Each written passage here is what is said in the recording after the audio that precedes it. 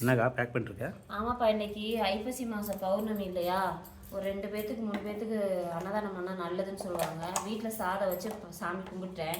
அதனால தான் பேக் பண்ணேன். இந்த மாதிரி பெரிய டப்பா நம்ம வீட்டில் 2 தான் இருக்குது, 1 இல்லை. இங்கே பாரு, அந்த எடுப்பா அம்மா, எடுமா அந்த கவரு.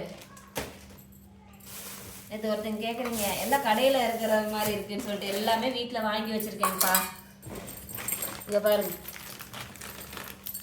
சாம்பார் கட்டுற கவரு, பொரியல் கட்டுற கவரு எல்லாமே வச்சுருக்கேன் வீட்டில். லப்பர் பேண்டோட வாங்கி வச்சுருக்கேன். டப்பாலேருந்து சைஸ் வரைய டப்பாவும் வச்சுருக்கேன். இந்த பாருங்க, எல்லாத்துக்கும் பேக் பண்ணுறதுக்கு. கடையில் வாங்கிக்கலாம் நான் அன்னதானம் பண்ணவே மாட்டேன். முடிஞ்ச அளவுக்கு வீட்டில் செஞ்சு அட்லீஸ்ட் அரிசி பருப்பு சாதமாக செஞ்சு கொடுத்துருவேன்ப்பா. என் தம்பிக்கு பிடிக்காது, கடையில் வாங்கி கொடுக்கக்கூடாது, வீட்டில் சமைச்சு கொடுக்கணும்னு சொல்லுவாங்க.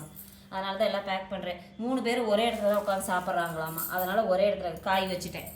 காய் ஒரு டிஃபனில், இதில் 2 சாதம், இது 2 சாதம் தான். முன்ன பின்ன 10 பத்தாமல் இருக்கும் இல்லையா? அதனால் போட்டுட்ருக்கேன்ப்பா. எல்லாம் போட்டு முடிச்சிட்டேன்ப்பா, பேக் பண்ணிகிட்ருக்கேன். எல்லாம் சாதம் கூட்டு எல்லாம் இதுலேயே போட்டேன். குழம்பு இது மாதிரி கட்டிக்கிட்டேன், டப்பாவில் ஊற்றிட்டேன். எண்ணெய் கத்திரிக்காய் குழம்பு, ரசம், கூட்டு, பொரியல்லாம் இதில் போட்டு வச்சிட்டேன்ப்பா. உப்பு நான் அப்பளம் மட்டும்தான் வறுத்து அப்புறமே கொடுக்கணும். அவங்க வர்றப்போ வறுத்துக்கலான்னு சொல்லிட்டுப்பா. அவ்வளோதான்ப்பா இன்றைக்கி நம்மளால் முடிஞ்சது. ஒரு 3 பேர்த்துக்கு. ஏன்னா ஐப்பசி மாதம் அன்னாபிஷேகத்தை கொடுத்தோம்னா நம்ம பரம்பரைக்கே சாப்பாடு பிரச்சனை இருக்காதாமா, அதுக்காக பண்ண சொல்கிறாங்க.